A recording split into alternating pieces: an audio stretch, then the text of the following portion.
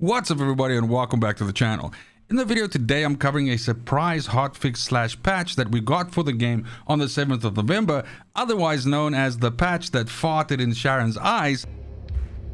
Basically, this was a completely unexpected patch as well as announcement from the developer based on some decisions that they are currently busy making as we are inching our way towards season 2, and some changes that is being done to the game, specifically around Outpost play and stuff like that, and of course that affects Sharen.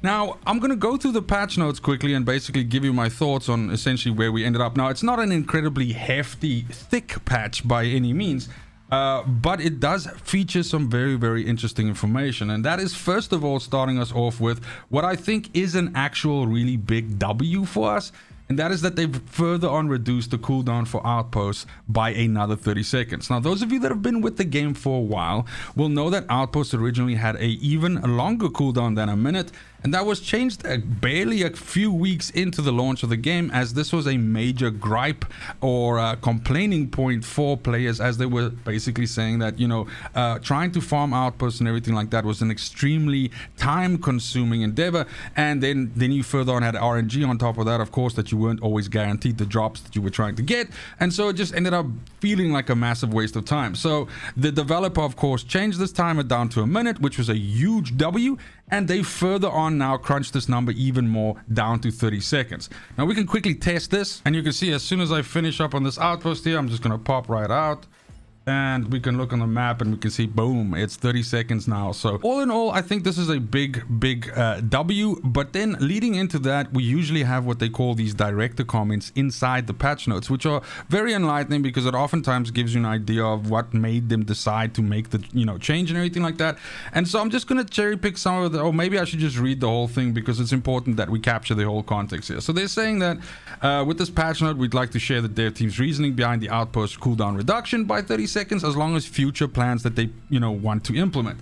And they're saying based on feedback, and this is true, a lot of people, this Outpost is, I think, one of the core content pieces in the game that gets a lot of hate because it is a lot of RNG factors that play into it. Then there's the whole minute waiting time that you had to do, and then of course it was the fact that there was an entire subset of patterns that you could only get by, you know, either being really fast into the outpost and basically knocking down 1 or 2 of the reactors, or essentially playing the hacking minigame with Sharen, where you go in and hack all of the outposts, kill the boss, and then you get a chance for the stuff to drop.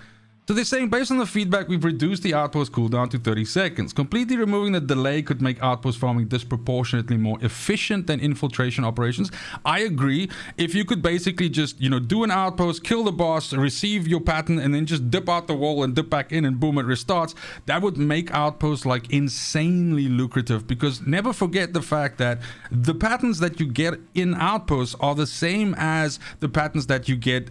I mean, they're the same kind of patterns, meaning like they reward weapons, they reward weapon research, they parts, they report descendant parts, all of that. So it's the same as if you do infiltrations and then go kill void intercept bosses. So it's basically the same thing. The loop here is just you do an outpost and then you do a reactor boss. So it's the same thing. I've always seen it as like the void intercept bosses is like the more group based activity, or if you have a really decent build. But if you don't have that yet, then the outpost gameplay loop, which is outpost and then doing a reactor when you have enough materials, is like, you know, less tough, and therefore, you know, an easier way to gear up if your character isn't fully fledged out yet. So they're saying that if they completely eliminated the cooldown, then it would essentially make outposts a lot better than infiltrations, aka dungeons, and I agree with that, potentially leading to less dynamic outpost farming. With this change, outpost cooldown is set to 30 seconds, allowing you to enjoy smooth gameplay while maintaining efficiency similar to that of infiltration. I think 30 seconds is fine, and I personally think they shouldn't drop this anymore. 30 seconds is enough time for you to pop your inventory open and, you know, delete some shit that you don't need, you know, clean it up, everything like that, and then you can dip back in and do it. Now we get to the second part of this, and this is where it gets a little bit stinky for me. So stage 2 is infiltration, fragment, fusion reactor farming route added. So they're saying we recognize that the main problem with Outpost is forcing inconvenient reward acquisition. What they mean is they mean that second set of patterns that you can only get with Sharen. Okay, and they're saying the lengthy 1 minute cooldown leading to tedious gameplay. To address this, we plan to enable you to farm amorphous materials not only in Outpost, but also during infiltration operations, meaning the same patterns that you can get, right, from Outpost will now also be available in infiltration operations. This update will allow you to choose between the Outpost fragment fusion reactor, which I was talking before, so that route, or infiltration fragment fusion reaction. So you can then, instead of doing Outposts at all, you can do infiltrations, get the patterns, then get your fragments, and then go do void reactors instead of doing void intercept bosses. So I hope that you guys understand the fork in the road there. Now, enabling farming without relying on Sharon. And this is basically the part that I have a problem with. Now, I'm not gonna say it's because I'm butthurt because, you know, I'm like a Sharon lover and I want, you know, people to fucking put some respect on her name and all that stuff. It's nothing to do with that. I'm not a big fan of solutions where you solve a problem with a sledgehammer or a band-aid solution, meaning like you choose the easiest route out to solve a more complex problem instead of actually dealing with the root cause.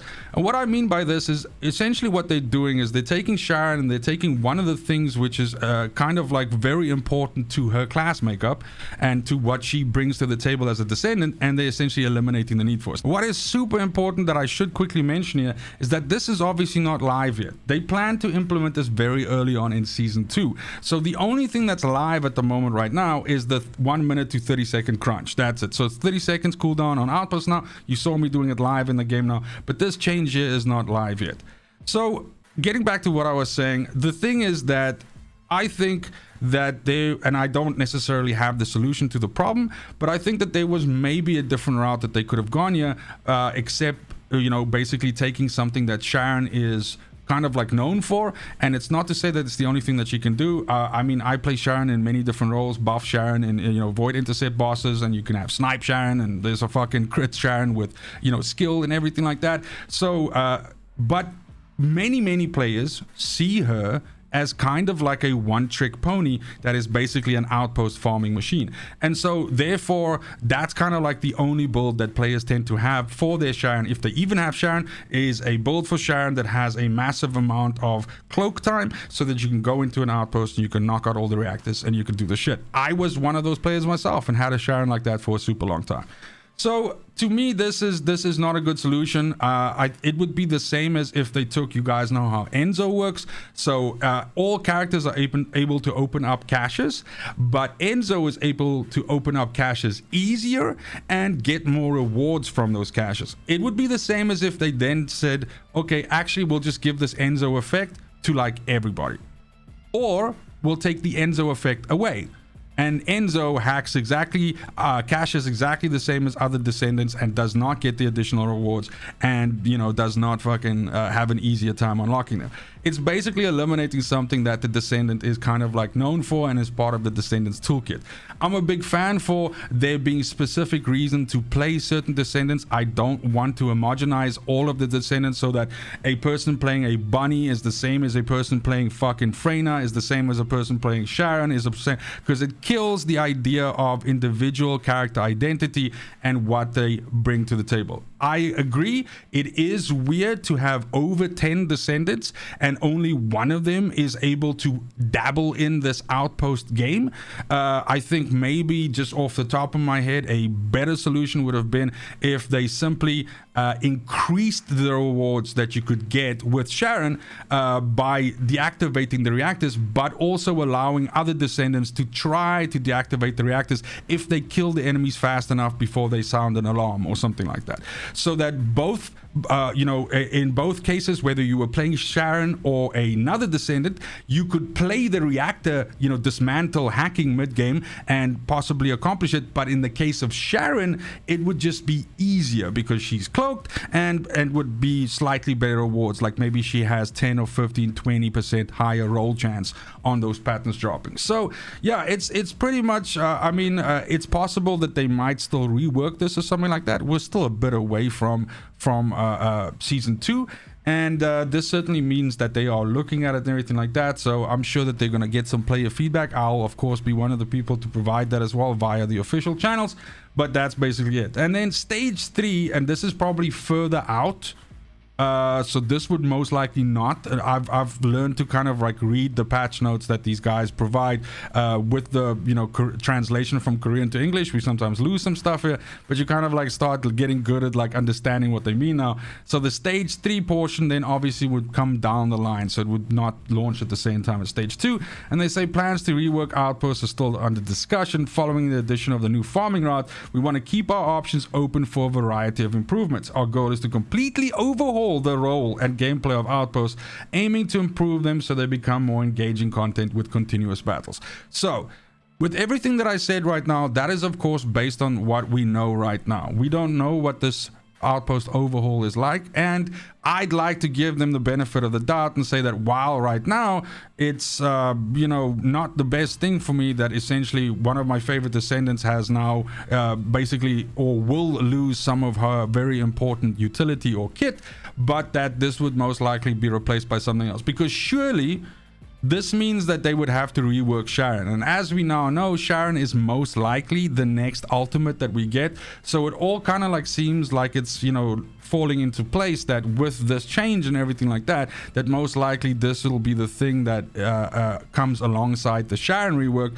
and probably reworks her toolkit in such a way that she's not this, you know, Outpost thieving machine anymore, and rather, you know, works in a different way or something like that. Then honestly, scrolling through the rest of the patch, there's just a bunch of like bug fixes and that sort of thing. What is super interesting, and this is like the last thing, this video is already longer than I wanted it to be, but the last thing is that they've completely removed the Euro landing character animation when you're jumping from high altitude. Now I think this is a massive W, and that's because it was annoying jumping off high places and then getting stuck in that animation. And like, let's say if you're bunny, you're burning through your speed force and everything like that, and you're losing a lot of momentum in like, you know, like how you're traversing the area, especially if you're doing 400%, you know, infiltrations and that sort of thing. Dungeons, then oftentimes you can jump from a high area and you're just getting into a nice groove and you're moving, everything like that, and then you slow down completely. I'll quickly show you what it looks like now. So basically, usually when you jumped off, like I would say 1.5 to 2 stories higher than you know, into a lower area, then your character would go into this hero landing animation. And we can basically just test this now. I'm going to go super high. Usually we would then fall and land, and there we go, boom, we go immediately into being able to move. It makes like a little bit of a shock wave or something like that, but we can keep going immediately, bam, and just keep running. So of course, before this change, there were ways that you could do this as well. You could like fire your gun and stuff like that, and sometimes that would cancel out the landing animation. But yeah, this is it now. Hero landings are gone forever, and now we just land the floor and keep running. I don't really mind it. I don't know if somebody's going to complain about that or gripe about it, but I like the game being more mobile, fast moving, everything like that, kinetic, and so that slowing down into a hero thing was just, you know, fucking silly. Any which way, that is it for the video today. Longer than I wanted to, but shorter than I was planning. Thank you very much for watching, and as always, fucking cheers.